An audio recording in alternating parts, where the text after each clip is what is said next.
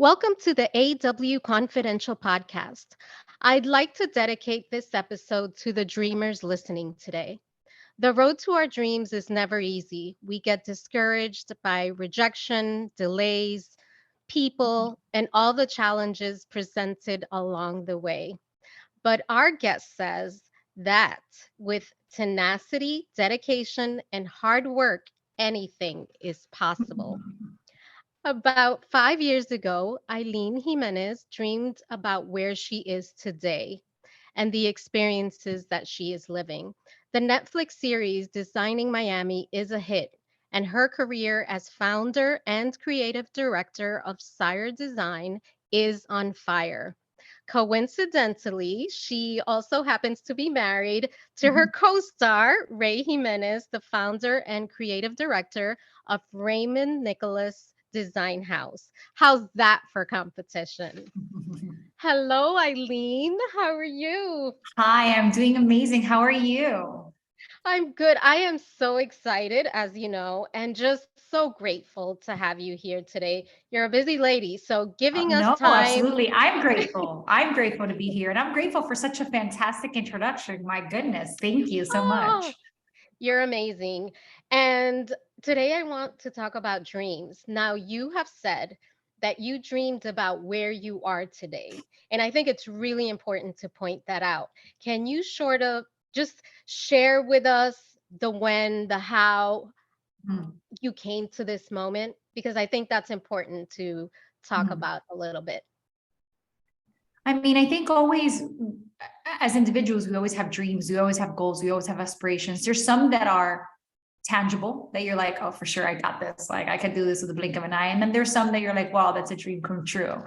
And I think most of the time, the ones that are like dreams come true, you feel never really happen. You know, you feel like you're just working for these short-term goals and these long terms are never gonna happen. And that's pretty much what happened. And I would say with the majority of my goals, I always had a vision of what I wanted to do and the things I wanted to, accomplish and the things I wanted to be a part of, but I never knew exactly what the path was to get there. There was one thing that was consistent always, and it was that hard work and a good heart gets you there. So I always knew that if you work really hard at something, you try to put your best foot forward, you do it with the right heart, with tenacity, you can almost accomplish anything. I feel when, we found out that Netflix had picked up our show, it was like that aha moment, like, oh my God, this is what I've been working for my whole life. I finally like get the recognition and get to do things that I've always wanted to, and being able to first round, first season, first show to be on such a huge platform, I mean, was amazing. It was something we didn't expect. So with that, we knew that the contribution we wanted to give back was to be very authentic and very real and show that real is beautiful. Yeah, I don't have my hair and makeup and my glam every day. Yeah, my house is not picked up every single day. Yeah, everything's not peaches and peonies in the office, but that's your life.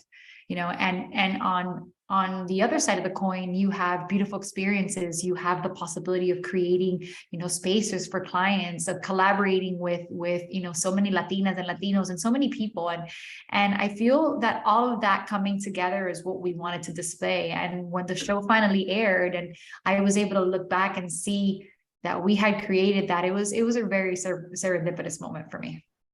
And it is such a great show. And as Thank I you. mentioned to you earlier, one of the reasons that I love it so much, it's because it's so real and it Yeah. feels genuine. And Yeah. you and Ray are just, you're so relatable. So, there are millions of dreamers out there that have, the barriers, that have the challenges. And I think that is part of the journey.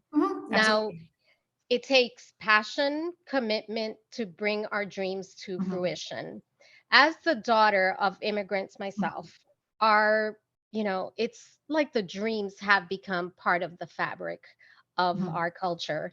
My parents came to the US from the Dominican Republic with the dream of giving us a better life. And I think I am passing sort of, that baton to my daughter Mhm. to, empower herself to, not give up on any of her dreams, no matter what anyone says, no matter, what the challenges are, to keep going. And Mhm. this all came from my parents.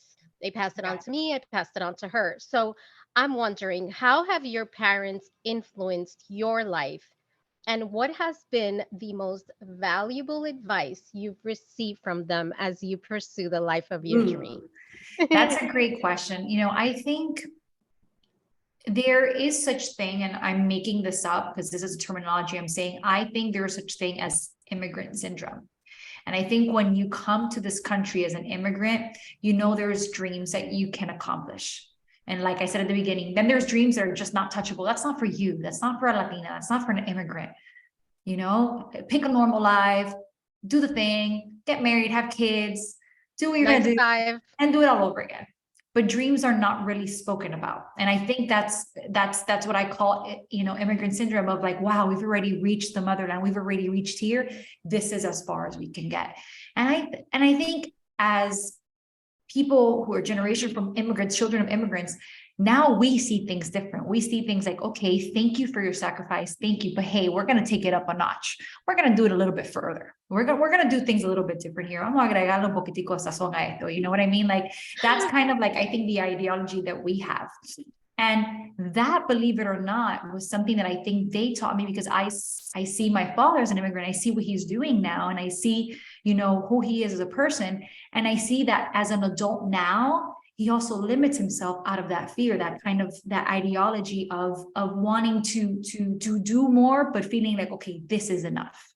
And I feel that that is something that I need to break, and something that has been brought to me as a first generation American, that I was born here. I can do whatever the hell I want. I can do anything I want as long as I set my mind to it, as long as I work really hard to it. And I feel like one of the biggest things that also we have as immigrants and as Latinos is we don't give up. And that's something that I think is generationally in our blood and our DNA. Quitting is not an option. If we're going to do something, we're going to do it. If not, we don't do it at all. And that kind of is where I go back to that idea of, immigrant syndrome of like, okay, we're not going to do it because we don't know how to do it. But seeing that we have that capability of doing whatever we want, that comes also from the tenacity of our family, our parents. They sacrifice. Luchadores.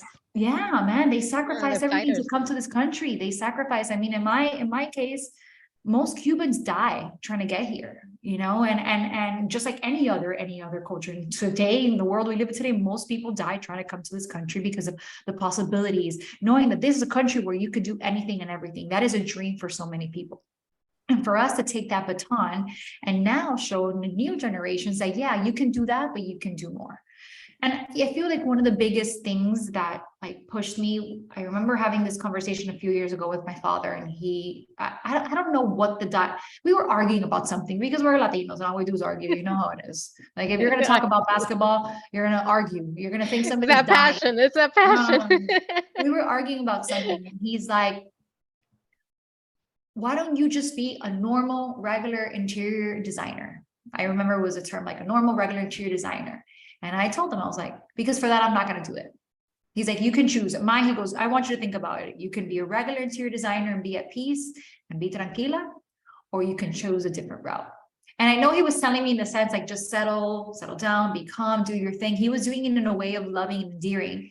But what he didn't realize was like, oh, I'm about to prove you wrong. You know what I mean? Like I took that as like, no, I'm not going to be a regular interior designer. I want to do more than that. I want to push it. I want to do other things. I want to do things associated with design, but I don't want to just be regular. And that has pushed me to this day to be who I am. And not only that, but I think also we feel like we have to kind of prove that we are stronger, that we're smarter, that we're better, that, that we're taking what they've given us, but that we're making it even better. And in your case, I can imagine you, for your daughter, you want her to be 20 times better than what you are. Absolutely. And I think that is our contribution back to society for so many years of sacrifice, and back to our families and back, to our generations, and finally showing that hard work does go far, but that there's no limitations as to what you could do. You could do anything, no matter how far it may be. Oof, that was beautifully said. Right, thank And you. Yeah. I think so many of our listeners will connect with that. because I feel your dream. I feel and it's the word I can think of right now is resistance, but I Yeah. think it's resistance coming from a place of, our parents want us to have security, Yeah. stability, and I think it comes from that. So I believe that many of the listeners will be empowered by what you just shared with us. So thank you. Yeah. No, of Now, course. one of the things that I love, and I can't let you get away without talking about it, is I love your team. Okay. You have an incredible environment of Latina women, and your team is all about female empowerment. You yourself, you mentor, you give them opportunities to prove themselves, and you give that space for growth. So Mhm. I'm wondering, did you have that same opportunity or experience? And um, were there any women who helped you as created this dream? Unfortunately, I can't say that the environment I have today is like that. It was a model that I took. It wasn't, I never was in a scenario where I was surrounded by women who empowered and pushed my dreams. It was on the contrary. I think as a Latina and as a woman in an industry where it's primarily men led, you're belittled a lot. And if you have un poquitico de pretty hair and a nice face and you're kind and nice, you're taken as somebody who is ignorant and just pretty or belittled to a certain point. So I think that actually gave me a thick skin. But one thing I always knew was that I always, as much as I'm a Virgo, as much as I have thick skin, as much as I have a hard surface, as much as, I like to think I'm like this badass bulldog, deep down inside, I'm a softie at the heart and I care about emotion. I always said I wanted to work in a place that I loved working and that people loved working in return, because we have one life, we have one life. And in America, we are taught that kind of our life revolves around our work, that we work, work, work, work, work, and then go home. I didn't want that. I didn't want that for myself. I didn't want that for the people working here. And yeah, it doesn't mean that we don't work hard, but we should still be able to be people and have fun and laugh and have an environment where we're supporting each other, that if we're going through something, we notice it, that if somebody's pissy, we mock them because they're being pesado. Just having an environment where, yes, you're working, but you're also have almost like this family of place that that you're creative together, you have fun together. And that's something I always wanted to cultivate. And anytime anybody comes into the team, I say, this is not a corporate company. We are not corporate, we don't operate that way. We operate that if you're coming here, you have to blend in, you have to come with a good heart, and you have to come committed to work, because I invest in people, not only professionally, but also personally. I want to see them be their best selves. I want to see them grow. When they're having a hard time, I feel it. When I'm mad, they feel it. So creating this environment, I think, was really important for me into showcasing, like, hey, this is okay. This is normal. It is okay to go to work, love what you do, and still be a part of such an amazing environment versus like a dreadful setting.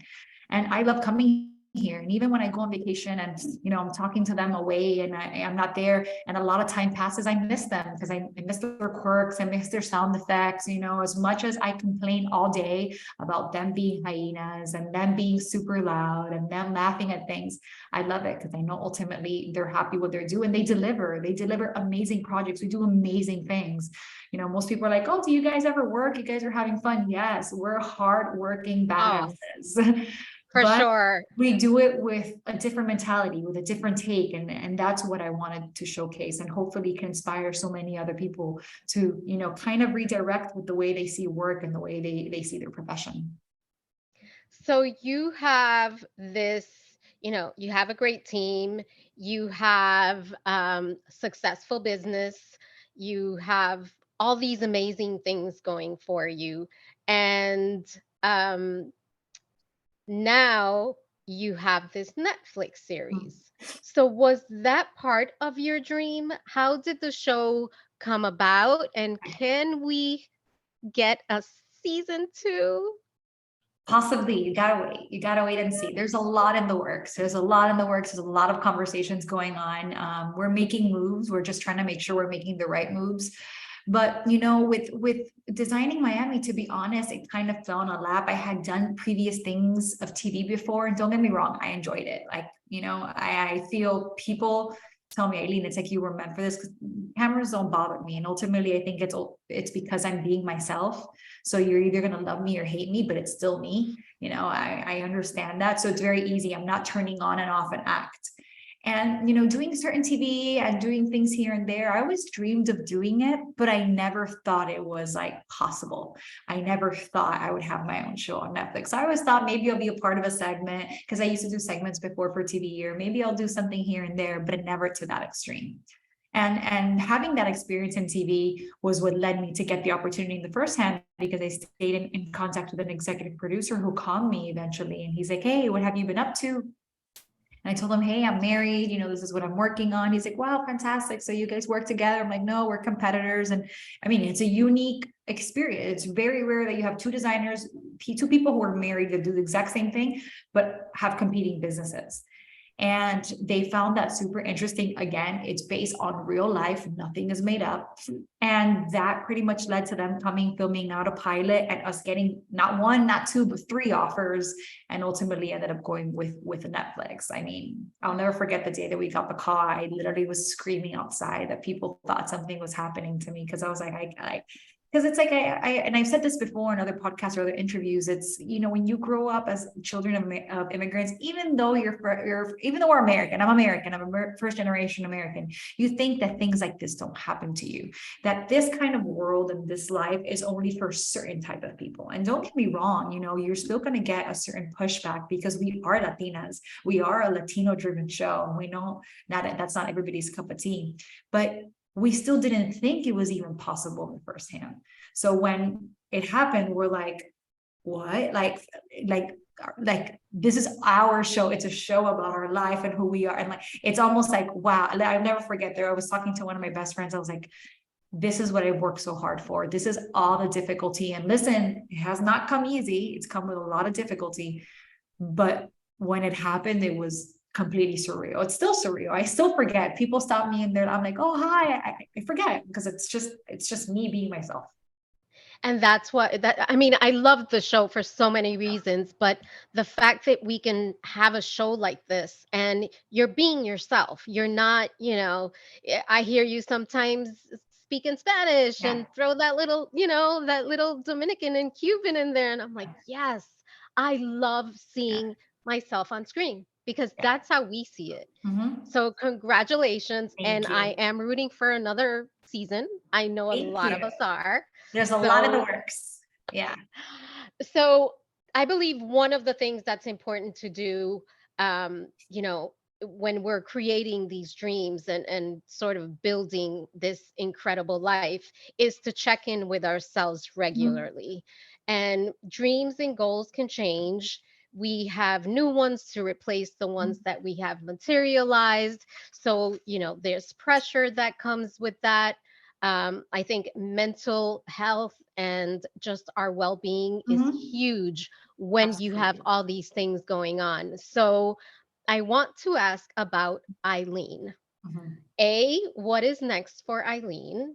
And B, how does Eilyn take care of herself?